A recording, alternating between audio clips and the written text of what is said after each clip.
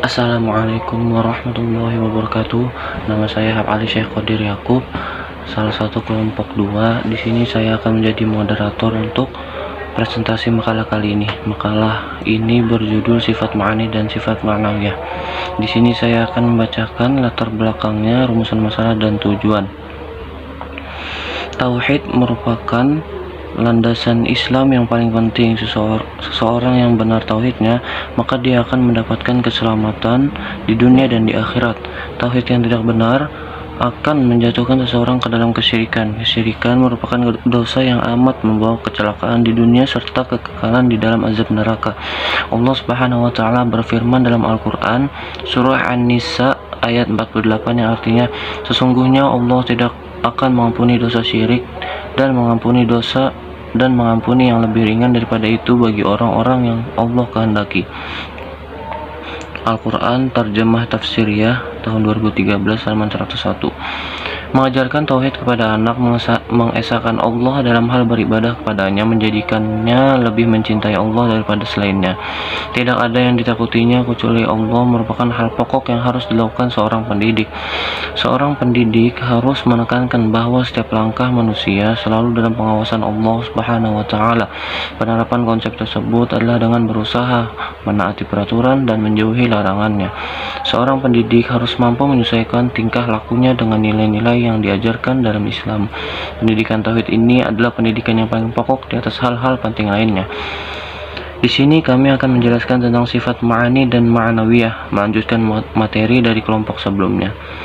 Rumusan masalah: apa saja sifat ma'ani, apa saja sifat ma'nawiyah, dan apa saja sifat yang wajib dan mustahil bagi Allah yang terkandung dalam sifat ma'ani dan ma'nawiyah. Tujuan dari makalah ini adalah mengenal lebih dalam tentang sifat-sifat Allah Subhanahu wa taala. 2. Mengetahui apa saja itu sifat ma'ani dan ma'nawiyah.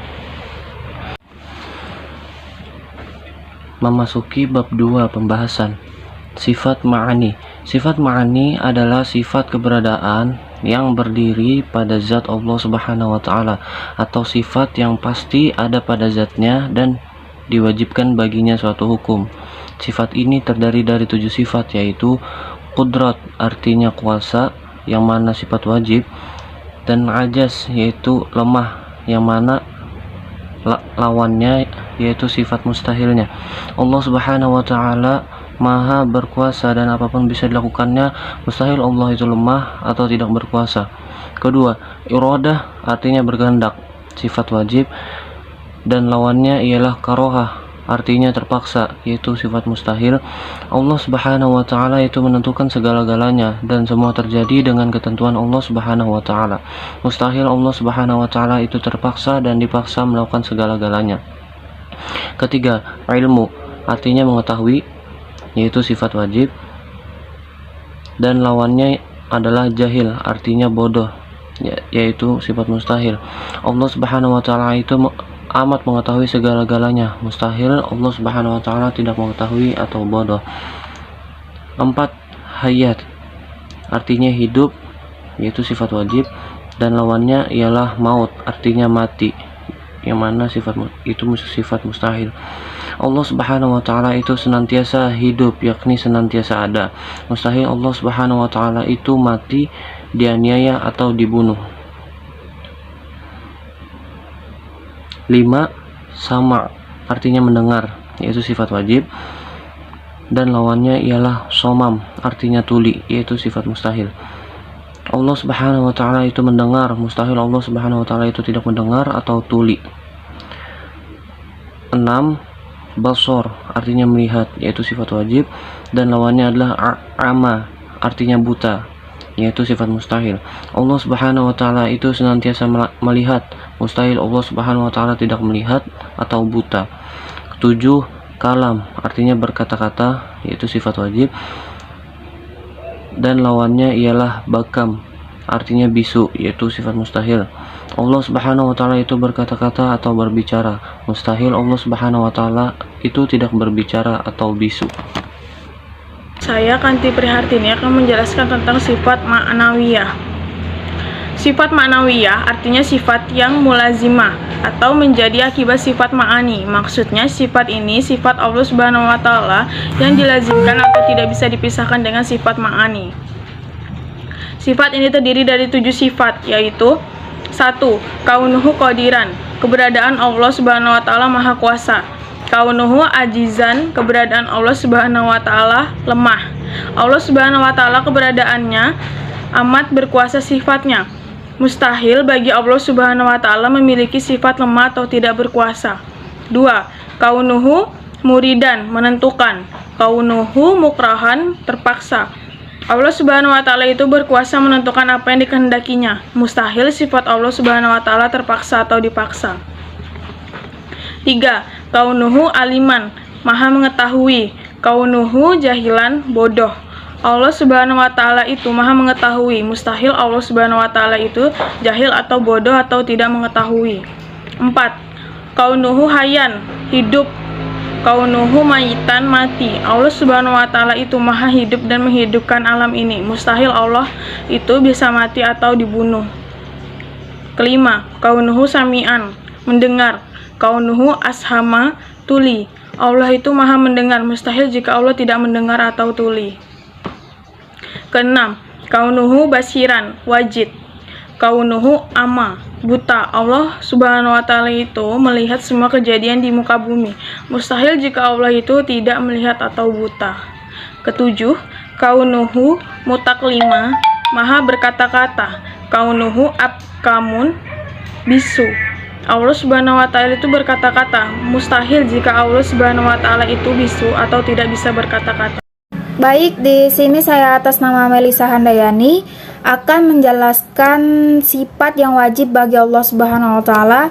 Dan yang pertama ada kudrat yang berarti kuasa. Kudrat adalah sifat pasti pada zat Allah Subhanahu wa taala.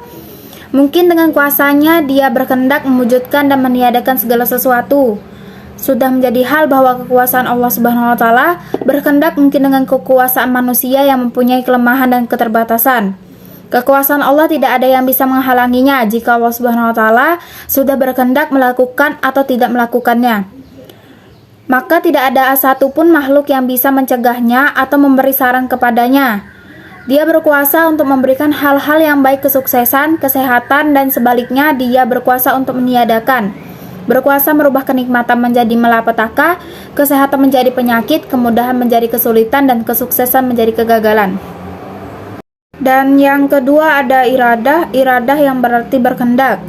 Iradah adalah sifat ma'ani yang artinya Allah Subhanahu wa taala sendiri dengan zatnya dan menentukan sesuatu dengan kemungkinannya.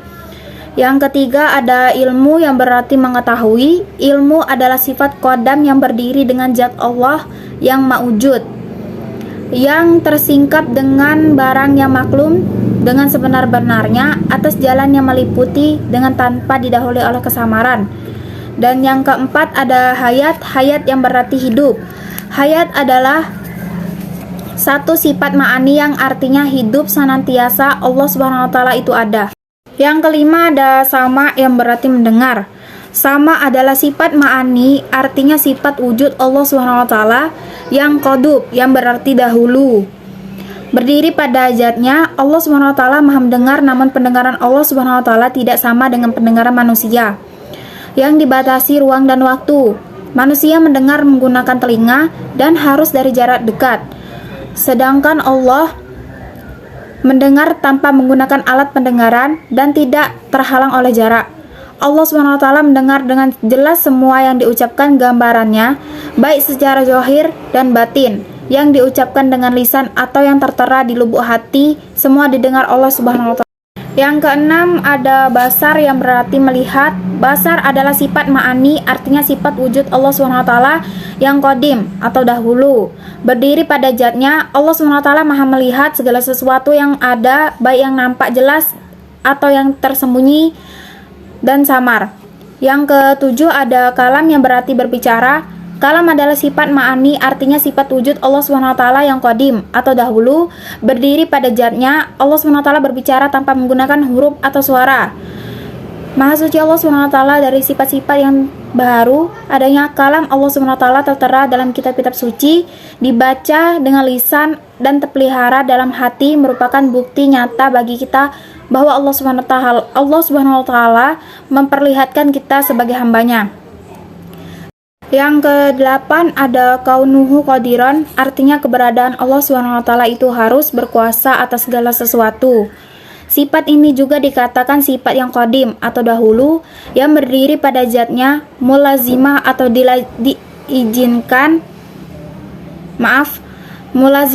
dilazimkan memiliki sifat kudrah atau kuasa.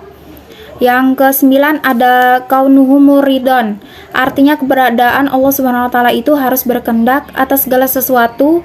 Sifat ini juga dikatakan sifat qadim atau dahulu, yang berdiri pada zatnya dan dilazimkan memiliki sifat iradah atau berkehendak.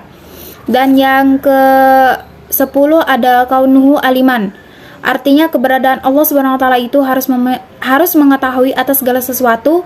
Sifat ini juga dikatakan sifat ilmu atau mengetahui, yang berdiri pada zatnya dan dilazimkan memiliki. Yang ke-11 ada kaunuhu hayan, yang artinya keberadaan Allah SWT itu harus maha hidup, tidak mati.